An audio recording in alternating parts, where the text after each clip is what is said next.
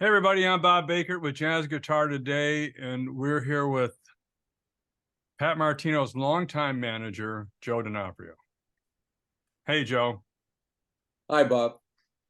So Pat's birthday is coming up in a couple of days, and we at the magazine Jazz Guitar Today have decided to make this Pat Martino week. Wonderful. I'm not sure what that means yet. Joe Barth, one of our senior contributors, wrote an article which we just put up today, and throughout the week we're going to continue to remember Pat Thank you. on his birthday rather than in November when he passed away.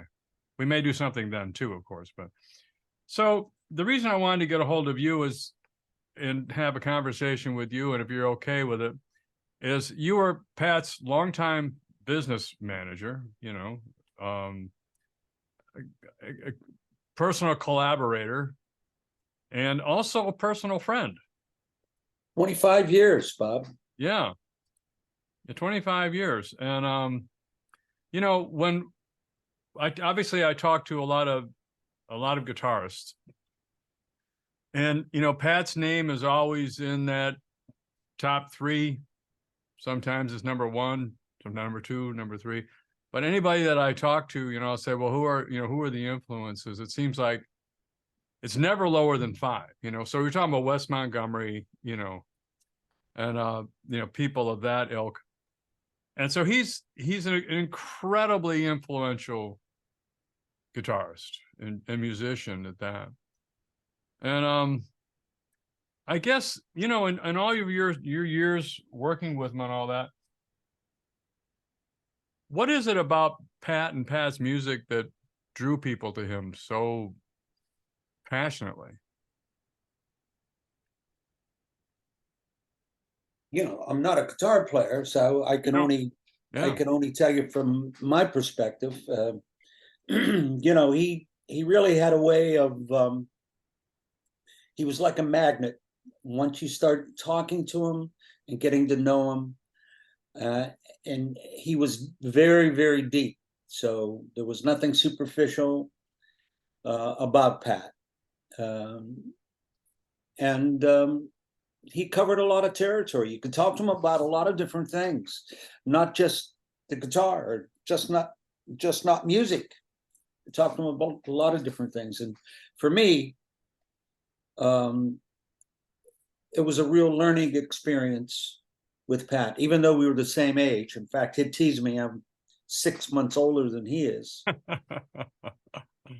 A lot of things that I never would have thought of.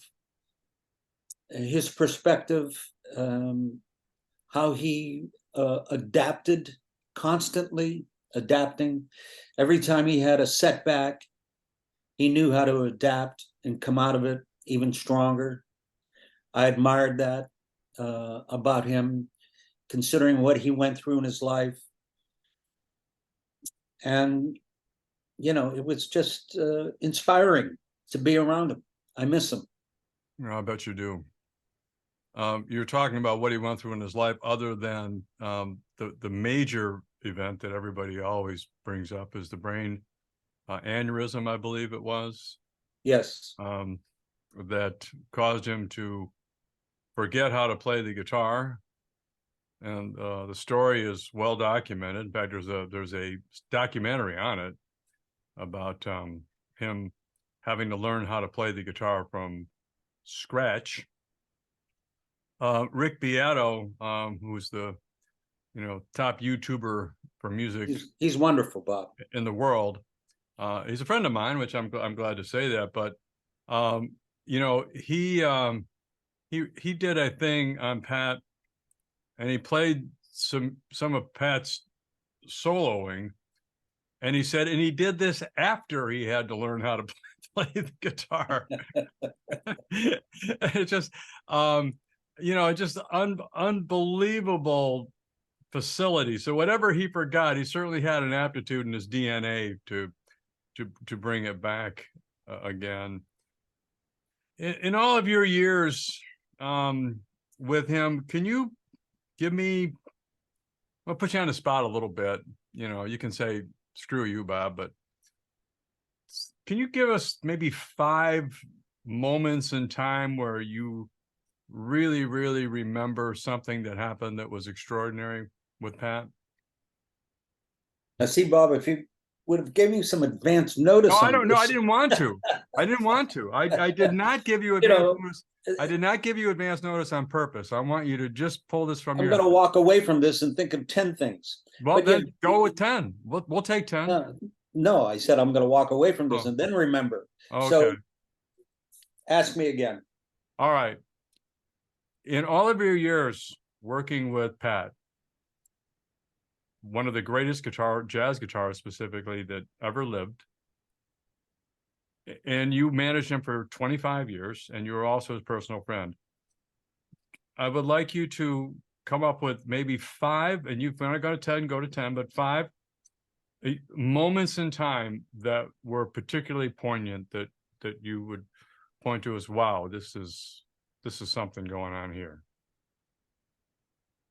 Well, we'd have to go back to the beginning when I was always a fan of Pat's. I didn't know him. And then when I finally got to meet him, that was very poignant. And,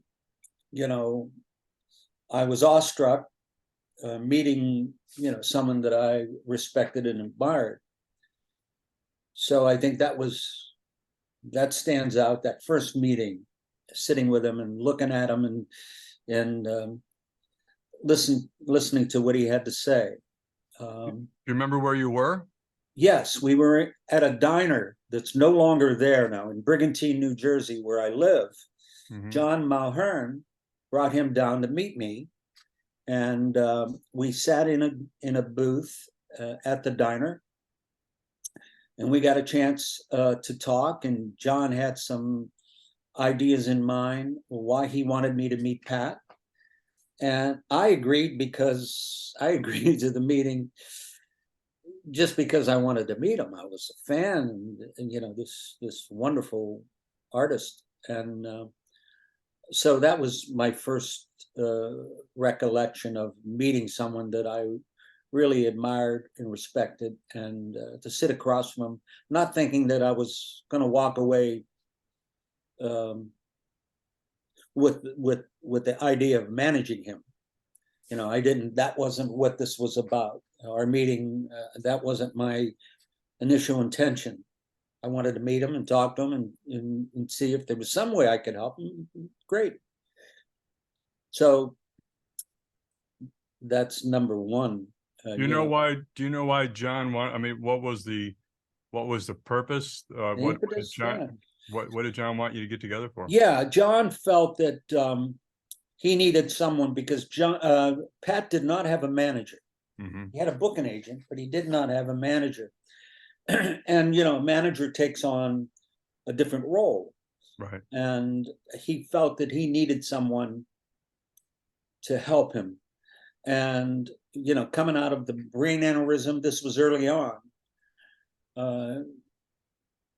He was getting adjusted to the normal the normal life of a guitar player coming back on the scene. The daily things that you have to go through, that someone of his caliber and having the brain aneurysm was very tedious for him. It was hard, and part and parcel of the aneurysm. So was this around 96? When was this? 98. 98. Okay. Yeah. So he was already, so what year? Playing this, when I met him, he just finished doing the CD that Bill Milkowski was part of. He was one of the producers, called All Sides Now. Right, 97. That happened. Yeah, I had nothing to do with that project. I inherited that. That's what I inherited, right. That project, which was part and parcel of the problem that was going on with Pat at the time. Right.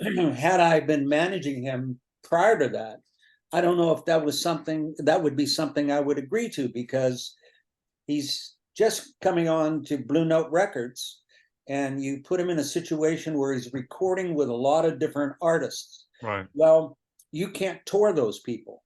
You can't Right. get Les Paul and I mean all the people who were on that album and tour them. Right. So it was, I think it wasn't in the best interest of Pat at the time. Right. Nothing to do with the producers. They were great. Nothing to do with the music, and the people who were on the album was wonderful. And I think Blue Note felt it would be a nice introduction to Pat, for Pat to, Blue Note, the new Blue Note label that he was on, Right. to have this project. Well, it was difficult. It was a difficult project. And he had no one to bounce things off of at the time, Right. I was aware of. And I think John felt he needed someone like that. So, I right off the bat, I told Pat, I said, look, I'm not a booking agent. So if you're looking for a booking agent, I'm not it. I don't book, uh, Well, you what's want to talk interesting, management, we could yeah, talk about that. And as the conversation went on, I think Pat figured it out that, the only intention I would have would be to try to help him from a managerial position. sure. For people Because, that aren't familiar with that record, let me just kind of go over this. So sure. on that record, I mean, this is a who's who of guitar players at the day. Charlie Oh, yeah. Hunter, Yeah. Charlie Hunter. This is a tune, Too High. Chuck Andrus, Kevin Eubanks, Les Paul, Michael Hedges, Joe Satriani. Joe Satriani. Yeah, I'm looking here. Mike Stern. Yep. Let me see here. I mean, it's a who's who of who can put their fingers on a fingerboard, make it do crazy stuff. It's just it's an amazing record. And so But you couldn't tour it. See, you couldn't, no, you could never tour that. no. So that's what he needed. He needed a Yeah, project that he can get out and go on tour. right, And that's how you made money, by right, touring. So, but with that said, uh, when I entered, we had to figure out what the next project was going to be. And by the way, when we left that diner, the agreement was, I said, Pat, I will take this on if you want me to, for 1 year. So we'll need a contract only for 1 year. And at the end of that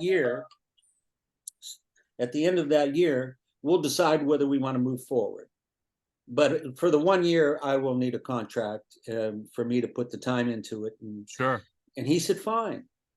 And so we signed a 1 year contract, and then that's it, 25 years later. In fact,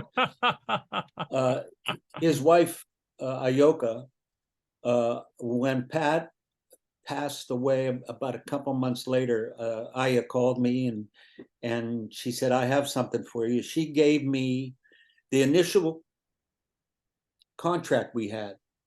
Wow. Pat had saved it and put it aside. And so she Yeah. gave it to me. Wow. That first signed contract between us. And that was it. We never discussed it after that. It just went on for 25 Yeah, you years. just kept it. So, all right, I'll that's a great number one. That's a great number one. Then what? Okay. Things that would stand out, obviously, would be, I wanted to get involved as a producer. Right. And that project had two producers, and they did a great job. I wasn't involved with that. The next one was a project that Pat wanted to do called Stone Blue, because we decided that, because I asked him, what project did you really like and tell me about what went on before I was on board, because a lot of this I wasn't aware of. And he said, well, we did Joyous Lake. That was a fusion record, and it was great, and it had great musicians, and it made a lot of noise. So then we decided, to do another Joyous Lake record with. We had some of the same people, like Kenwood Denard and Delmar Brown, and then he added James Genus on bass and Eric Alexander, and he was very fond of the young Alexander at the time, and he wanted him on the record. So we decided to do that record. But as far as a producer, Blue Note said we're going to have Michael Cascuna, who's wonderful, brilliant producer, produce the record. Mm-hmm. And I said, okay, as long as I could choose the engineer. Oh, okay.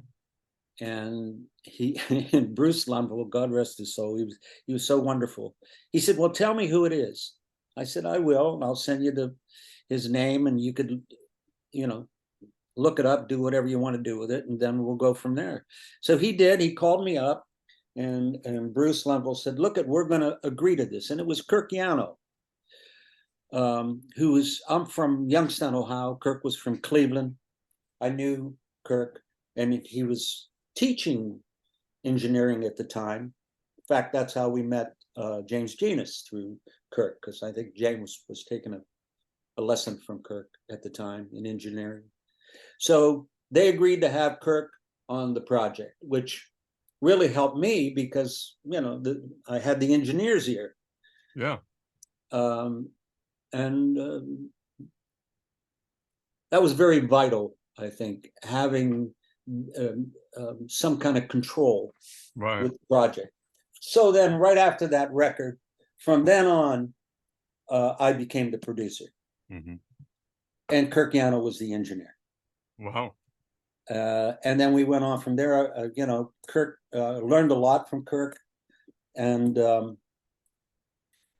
that helped me become a producer. Sitting there learning a lot of things that I needed to know. And by the way, when you're working with people at that level, you just get out of their way. I mean, that's they're at that level. So it was just wonderful just to experience that. So I think becoming Pat's producer was huge for me. So how many of Pat's records did you produce? All of them except from that time on, except the Stone Blue. So it looks like I'm trying to, they're not in any order, but there's a shitload of records from that time on. Yeah. I mean, and then he decided to do the tribute to Wes Montgomery, which was that was the most played record. I think that was 2006. I can't remember, but anyway, yeah, all the records from then on in. I was a part of Pat's team as far as the producing team, and Kirk was the engineer, and it was wonderful. Great learning experience. That's tremendous. So we've got two now, Joe. You got three more to go. And any particular gigs? Well, then moving on, Pat really, as the years went on, everything started to fall into place for him. Now you have to remember, having that brain aneurysm and going through what he went through, some of the effects of that, I think, was coming up with things that were new and inventive. Because let's face it, at a young age, he was playing as good or better than most everybody out there. So he was already at that level. Right. And just relearning or putting that back in his brain, everything he did before was enormous. And so the next thing that really stood out was having this documentary done. Now, there was one before I got involved, which was wonderful.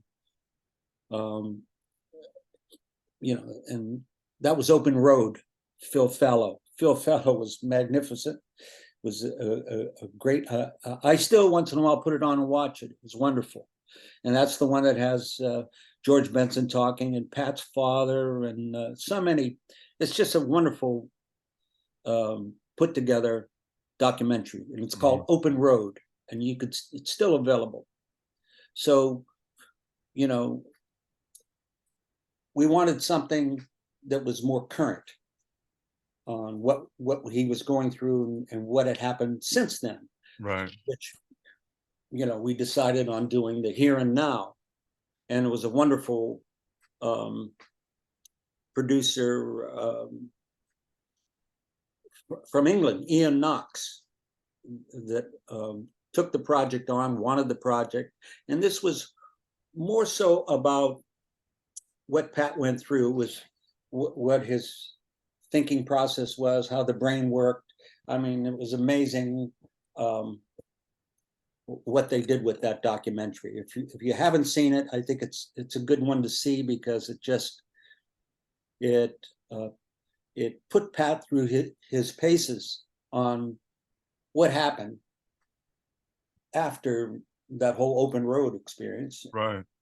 up until the present at that time. And that was you know, it was a tough time for Pat, and they took their time with Pat, and it was just brilliantly done. So having that documentary, I think, I guess that's my number 3. I love it. That's a great one. Here and Now, the autobiography of Pat Martino. It's well, there's a documentary, there's a video. Yeah. There's YouTube. It's on YouTube.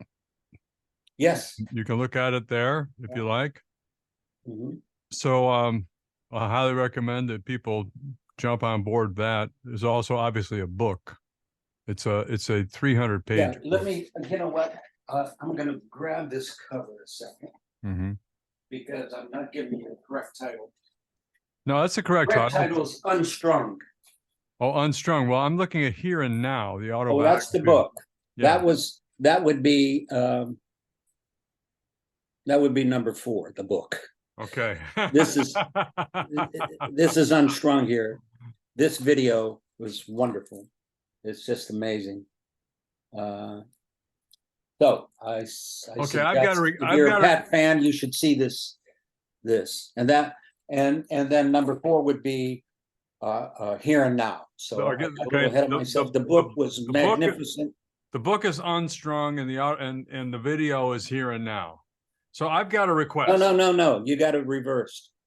Here and Now is the book. Unstrung is the video. Oh, I'm sorry. Excuse me.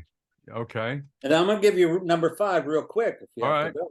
Then I'm gonna do. I'm gonna go to 6 because I have a request for you. But go ahead, 5. Okay, so number 5 would be the new documentary that's coming out on Pat, which probably will be released at the beginning of 2024, and it was started in 2008.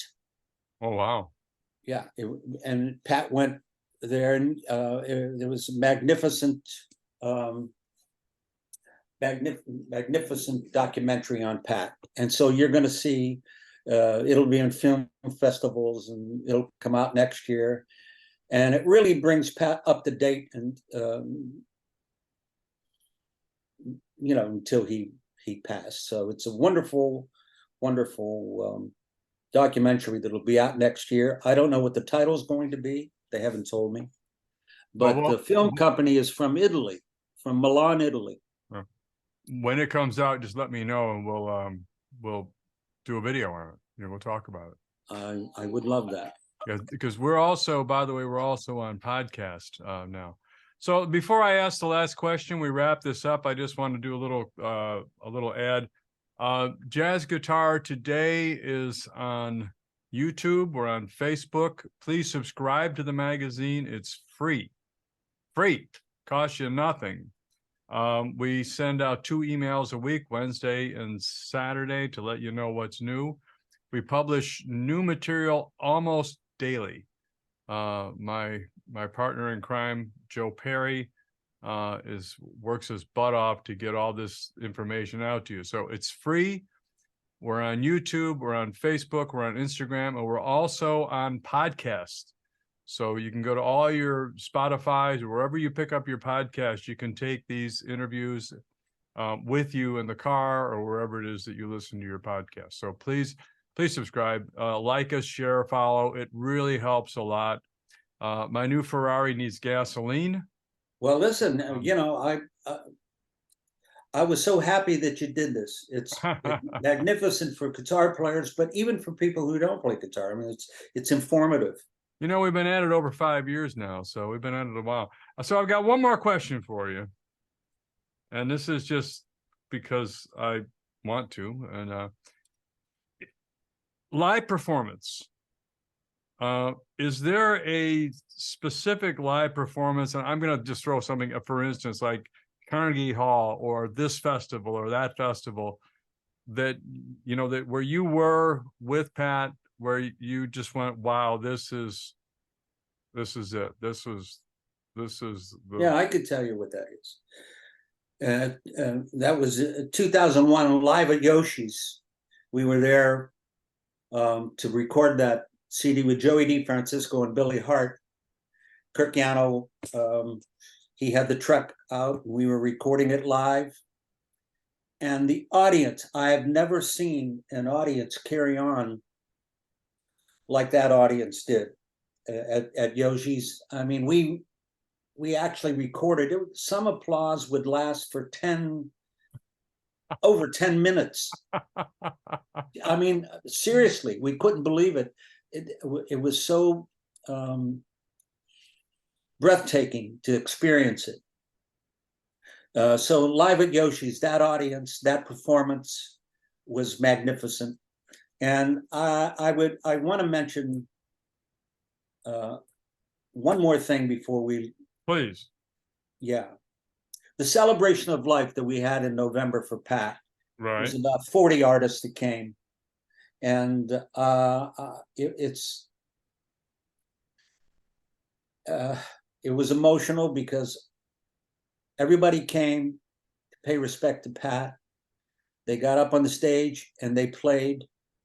Each night, there was references to different parts of Pat's recording career, you know, and I must tell you that the whole celebration of life. And by the way, I want to rebroadcast that, and I'll let you know. Obviously, I want to put it back out because all the people who played on it deserve to be heard and seen again. It was that good, and it's a 3-day festival of some marvelous musicians tipping their hat to Pat, you know, paying tribute to him, saying things about Pat. It was just, I can't tell you. And so it's all recorded because we live streamed it. And I'm going to put that out and I'll let you know when. We're going to have a conversation after we get off the air here because I want to talk to you about that a little bit. Sure. Okay. So, you know, what's remarkable about that is, you know, Pat's career was, I don't know, 50 years, 40 years, something like that. Played all over the world, played every major concert house, you know, everywhere. And yet a 310 seat club in Oakland, California, where you can be up close and personal and see people sweat hit the stage, is the #1 performance that you recall. I love that. Yeah, I mean, it was timing. You know, I think things happen in our lives, or right. You know, it's just timing where he was at in his career. The whole thing with Joey DeFrancisco, they've been wanting this, recording them two to play together, you know, with Billy Hart.